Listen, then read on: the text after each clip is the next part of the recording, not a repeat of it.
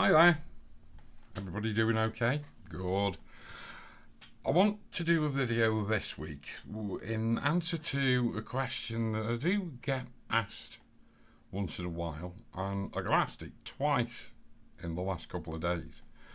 And it's basically people wanting to know, how do the colours in their images, how are they distributed amongst all the points in a Colourspace? And I just thought, yeah, it will sort of be quite instructional for you. And also we can have a little bit of discussion about colour spaces as well.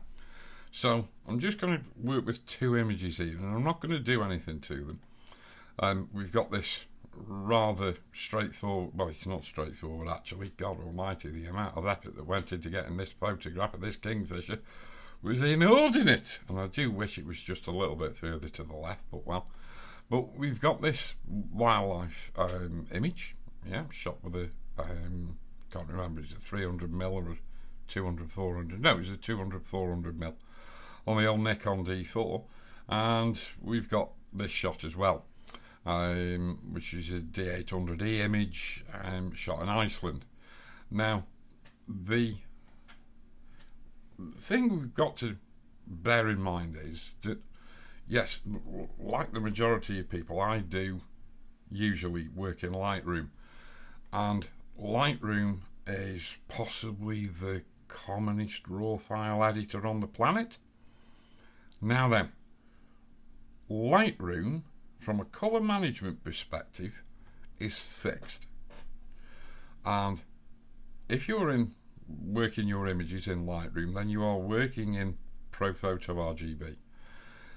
What you can see isn't ProPhoto, it's what you call Melissa RGB, which is the ProPhoto colour coordinate numbers plotted against the sRGB tone curve, which is gamma 2.2, as some people would have you believe. It is actually an equivalent overall to approximately 2.2. It's a little bit different in the shadows, it's a little bit different in the highlights, and it just enables you, I mean, it was created pretty much for JPEGs, and it just allows you to keep a little bit more detail in your shadow areas and a bit more detail in your highlight areas by having different gammas in the shadows and the highlights, and then the midtones, this main portion, straight line portion of the actual gamma curve, is pretty much 2.2. So there you go. But ostensibly we're working in ProPhoto, and what we're looking at here is, yes, how do the colours lie in that colour space, because not all the colours that are contained within a set colour space are actually present in any one photograph. If they were, by God, that would be the worst acid trip ever. So how do colours relate to colour spaces? But also I want to discuss and show you how colour spaces relate to your camera sensor as well. So if we take a look at this image first, and I'm just going to come down to ColourThink, and this is a plot done by ColourThink of all the colours inside this sunset image, and yeah, not much to look at really, is it? But if we then pull up the ProPhoto RGB colour space, which this image is obviously in, you can see this wireframe here encompasses all the colours in the ProPhoto RGB colour space, and then you can see the actual colours contained within our image and whereabouts within the internal volume of the colour space those colour coordinates actually lie. And we could pull up the other image as well, the kingfisher, and there you can see those colours as well, and you can sort of tell which one's which because the kingfisher is predominantly green and the sunset's predominantly yellow. But if I go and turn the sunset image off, you can see there's quite a lot of orangey yellows actually in the kingfisher. Surprise, surprise, because of the colour of the kingfisher. But yeah, so in that kingfisher shot, those are all the colours plotted within the ProPhoto RGB Colourspace. Now then, if I was to convert either of those two images to Adobe RGB, why I would want to do that I have no idea, but there is this ongoing sort of argument that some people have for an Adobe RGB workflow. Now, if I switch this shot down to from ProPhoto to Adobe RGB, you can see it looks as if all the colours will fit in the Adobe RGB Colourspace. So this image here, I could in a way afford to adopt an Adobe RGB 1998 workflow to the processing of this shot. However, if I just adjust that colour space so I can see, you can see we've got one or two dots here that actually lie outside of the colour space. Now what does that mean? That means those dots represent colours that will not fit inside the Adobe RGB Colourspace. And how do we identify them? Well, if we flip back to Lightroom and we go to soft proofing and we look at these red indicators here, these are the colours that won't fit in the destination colour space, which I've set to Adobe RGB 1998. So fundamentally I need to soft proof this image to make those colours fit. However, because those colours are real but they won't fit, it means I've got to, with the soft proofing process, I've got to replace them with colours that aren't real. They'll be pretty bloody close to the colours that are the real colours, but they're not the real colours. However, if I come over to this shot of the Western Islands, wow, yes, now we've got massive clipping indicators happening here. If I turn them off and then turn them back on again, you can see huge clipping going on, and it's in the brighter tones. If we go back over to here, oops, come on, and we switch out from one image to another, to the other image, there we go. Now we can see we have got a huge number of colours actually outside of that colour space. So all of these dots here, all these colours or coloured blocks, represent the colours in the image which will not fit into the Adobe RGB colour space. So fundamentally I desperately need the ProPhoto RGB colour space to actually process this image. This image will not fit into the Adobe RGB colour space. So there you go. If we were to convert it to the Adobe RGB colour space, then all of these colours here would be replaced by their nearest neighbour that does fit into the colour space. However, you'll see a lot of the colours are very close to the colours that are inside the colour space, so they will become less visible, they become lost. The colours that are outside the colour space will become lost because they will be identical to the colours that are in the colour space. So you would fundamentally lose colours. And if we blow this image up to 100%, you can sort of guess what's going to happen here. It's going to result in a huge loss of detail in these highlight areas, these subtle highlight areas.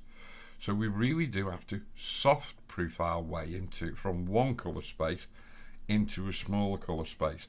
We can't really afford to just chop those colours off, moving an image from Lightroom into Photoshop and having Photoshop set up to work in Adobe RGB, because you're just going to be crushing your colours, in this case in the highlights, and you're going to lose highlight detail.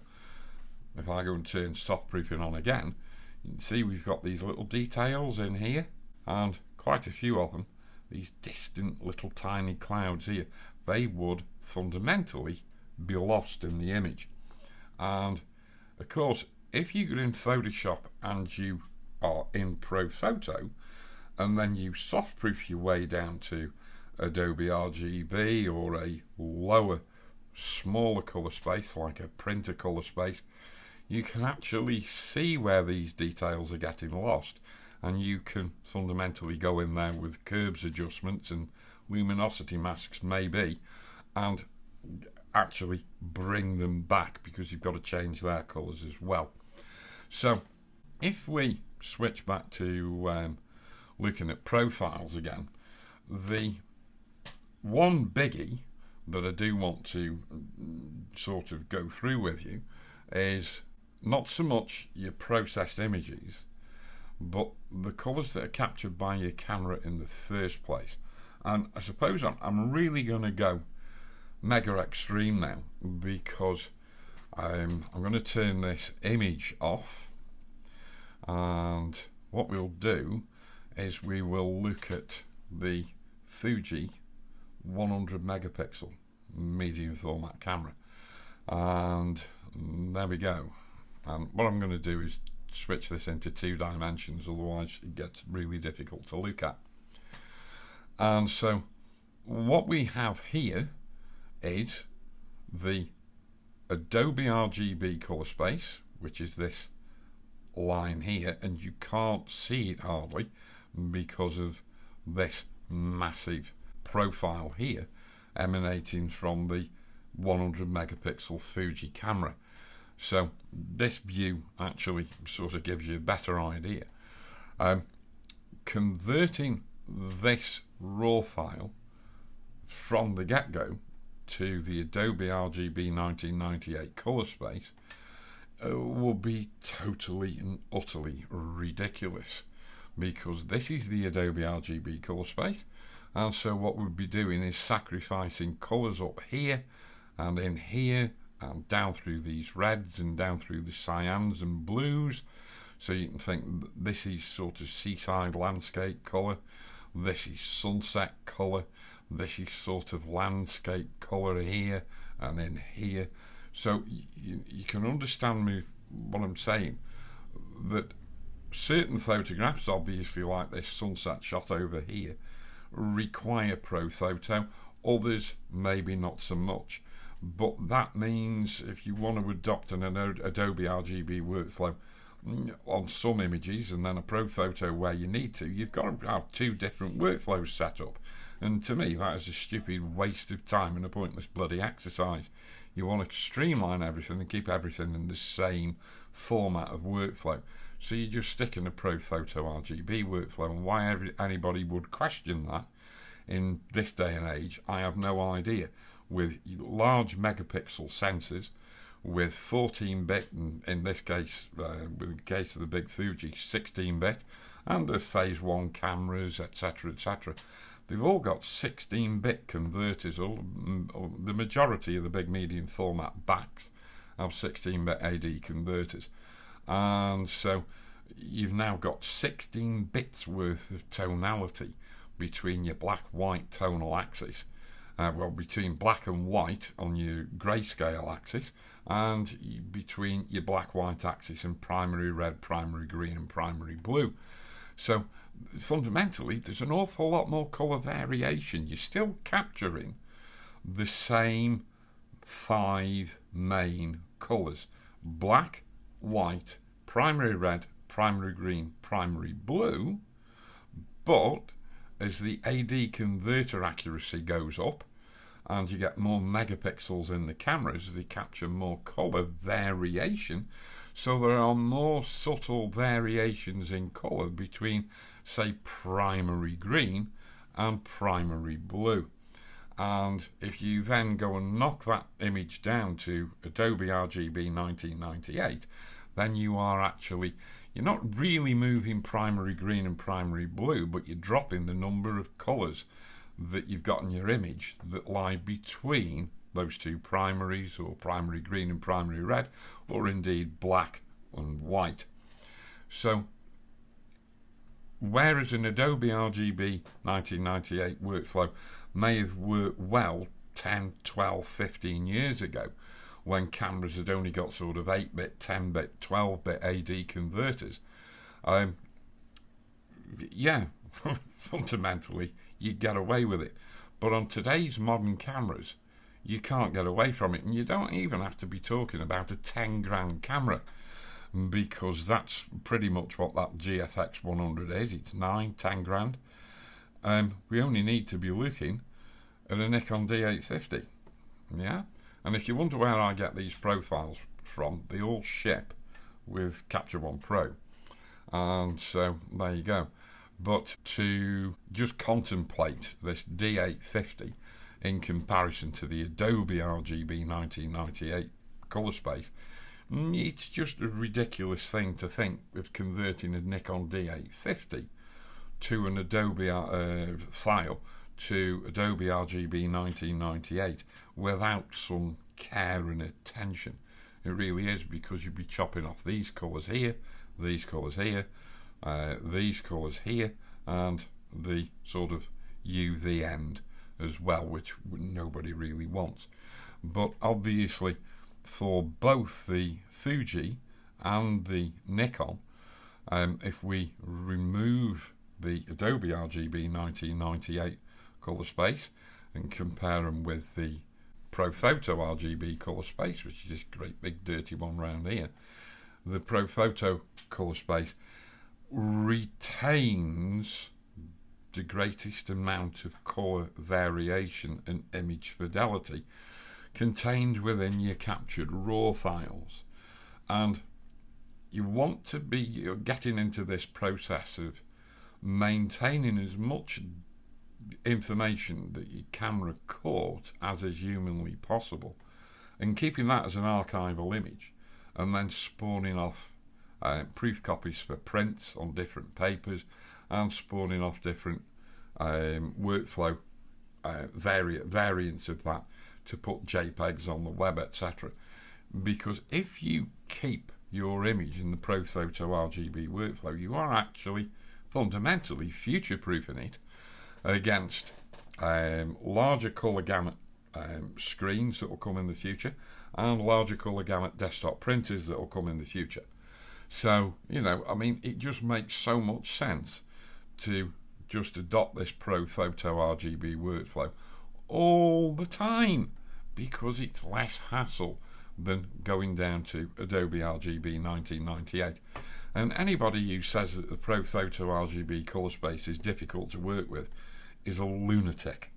I've been working with the ProPhoto RGB Colourspace for years, and I never have any problem with it. I don't have any problem with banding. I don't have any problem with the image looking flat. And because I've got so much more tonal information to work with than I would have if it was in the Adobe RGB 1998 workspace, I can do more to the image to tease out those subtle variations of individual tones and colours. So I'm sure I've missed something out of this video. I'm absolutely bloody convinced I have.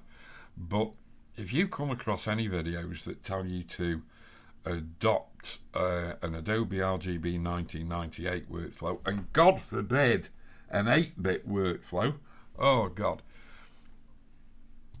just don't do it. Just ignore it. I don't care who they are. They are just, you know, if you look at a video and then that advocates that, and then look to see how old it is, the majority of them are quite old. I'm not going to mention any names, but there is one English photographer who's got a YouTube channel.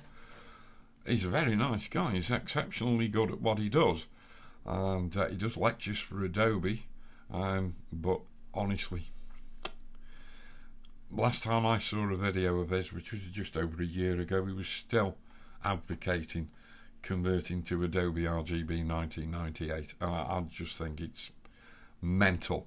So anyway, there you go. That's me. I've had my little ramble, Hope you've got something useful out of it, guys and girls. If you have, go put a comment below, because I do like the comments as long as they're bloody nice. So yeah, and don't forget, if you've got any questions, please feel free to ask them in the comments below. Give us a thumbs up, give us a bit of a like, yes, because I do like it, yes, because I'm insecure, you know. You do realise that, don't you? Yeah, I've got absolutely zero self-confidence, and I'm very, very, very insecure. I am motivated by insecurity, yes. God's truth. I do talk some crap. Anyway, there you go, guys. Until the next time, tooroo.